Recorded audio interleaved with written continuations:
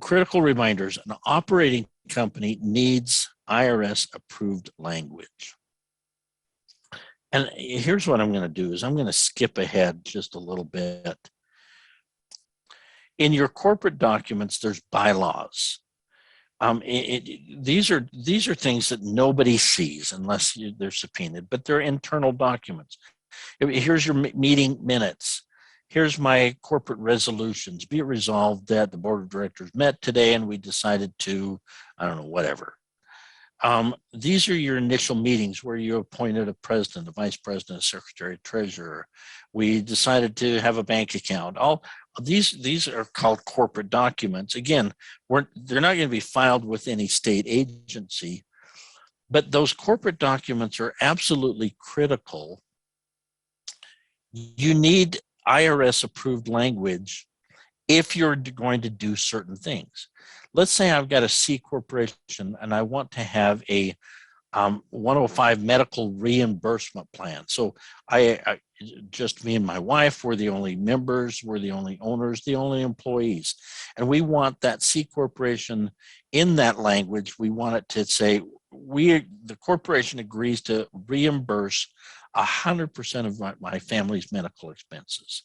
You can do that, but you have to have the language in somewhere in your corporate documents. I don't care if it's in your bylaws, your meetings, your resolution, somewhere. If you're going to do a medical reimbursement plan, you have to have the right IRS language. There's what's called a 1244 stock loss. Let's say after 3 years, my corporation hasn't made money. I want to write off that expense and get all that money back as a deduction. I cannot do that unless that 1244 stock loss option is included in my initial language. This is we're going to talk about that a lot when we get to the 3-day summit, is having the right documents and the right language in there. There's what's called a 1202 qualified business law stock. So let's say I grow my business, it becomes a $10 million business. Did you know that there are certain businesses that will be exempt from capital gains? I go to sell the business after 10 years. It grew from nothing to now it's a $12 million business, and I want to sell my stock. I don't have to pay capital gains taxes on it if I've got the right language in my corporate documents and it's a qualified business. Oh, well, that's cool. But if I try to do it without that language in my corporate documents, it won't fly in an audit. If I want to establish qualified pension plans, you better have the right language in your corporate documents. Purchase key man insurance, expand those corporate documents. You might think, well, they're not important because they're private documents, but this is where the strength and the tax deductions of your business really, really come. Okay, so let's go back to where I was trying to get to. Where were we? Okay, critical reminder. Operating companies need IRS approved language. Holding companies need strong operating agreements. And I keep hitting relationship documents to bind the legal structures together. We're going to spend a lot of time when we get to the 3-day summit on this. It's not just important that you have a holding company and you have a operating company, but there has to be ties back and forth. I'm leasing or I'm licensing the intellectual property to the operating company. You better have that in writing. I'm managing my properties with a property management agreement. There better be an agreement in place, and you better be following that. These ties, sometimes as asset protection teachers, we simply draw a line, but those lines really mean something. And then last critical reminder is the property maintenance is absolutely required on any legal company. I don't care what company you have, except for a sole proprietorship. You have to keep up the corporate, whatever formalities your corporation requires. Okay, so let's summarize this. There's an operating company that operates the business. If there's substantial assets, we always put those in a holding company. And then we're trying to keep the valuable business assets out of the operating company. If the operating company gets sued, likely a corporation, we want it to be lean and mean and not subject to lawsuits.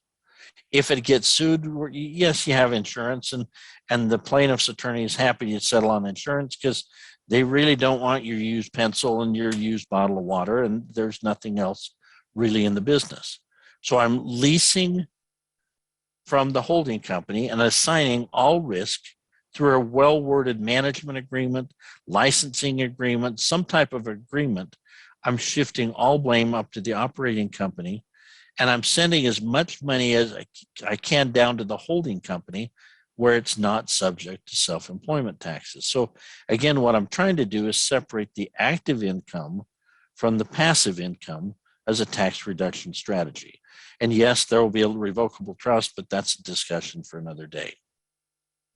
Let me summarize that a little bit different in the next two slides. And this, if you want to take a picture of this slide, this would be a really good time to do it. Operating companies, they manage the operations of the business. They are taxed as, they're the structure, the legal entity, they're always going to be corporations or LLCs. Maybe as a sole proprietorship to get it started off the ground, but corporations, LLCs. Most operating companies today are set up as LLCs, not corporations, so that I don't have the corporate formality stuff. Now I have to figure out the taxation. Most operating companies are going to be taxed as a C or an S. The jurisdiction will be in the state where the business is operated. On a name for the business, I want it to be something that's attractive. I'm trying to attract business to my operating company, something that's publicly recognized, something that I can find a domain name for and tie it in, something that's attractive.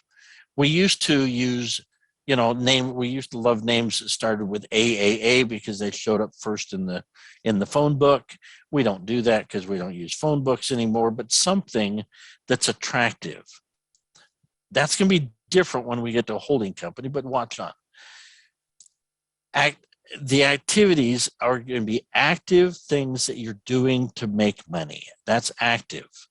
And the assets of an operating company, you're going to have a bank account. It's going to own the depreciating tools, some inventory, some accounts receivable, maybe. Those are the assets of an operating company.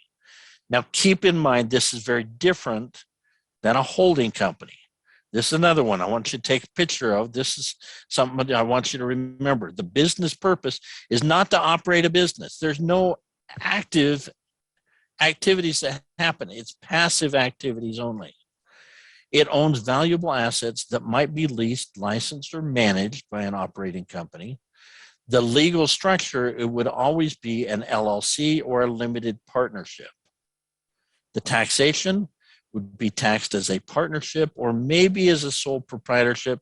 So all the losses, the paper losses, depreciation, all of that comes down to you personally.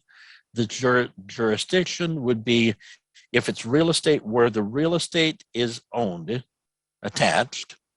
If it's safe assets, I could go on to any state with good asset protection. The name for this, when I go to name this entity, I want something nobody ever recognizes and ties into me. I've had people go, well, I want this to be the Peterson Peterson Holding Company number 1, 2, 3, 4, 5, and they set up 10 of them. If the plaintiff's attorney finds number 9, they're certainly going to be looking for others. So on the name, something anonymous. Could be initials. It could be your dog's favorite color. It could be, I don't know, something that it's a keyword that you can remember, but nobody else ties to you. That was different, remember, than a holding, than an operating company. You wanted to attract attention. Not this one. Holding companies, I want something anonymous. The only activities that go on in holding companies is passive. I did not manage this portfolio, the management company. I did not manage this real estate. You see what we're doing? We're separating for tax reasons and also for asset protection. The assets, anything worth protecting. This is where I'm keeping my real estate, where I'm keeping my intellectual property and my banking savings accounts and brokerage accounts. Let's summarize one more time. Operating companies formed as corporations or LLCs. Taxed as a C or an S corporation, the jurisdiction is local, the name is something attractive, the activities are active business activities, the assets, depreciating tools. A holding company, very different, formed as an LLC most of the time, sometimes as a limited partnership. It's going to be taxed as a partnership, sometimes as a sole proprietorship. The jurisdiction depends. If it's real estate, where the real estate is attached, safe assets can be in a strong state. Name something unattractive, something unrelated to you. The activities are only passive in a holding company, and the assets, anything worth protecting.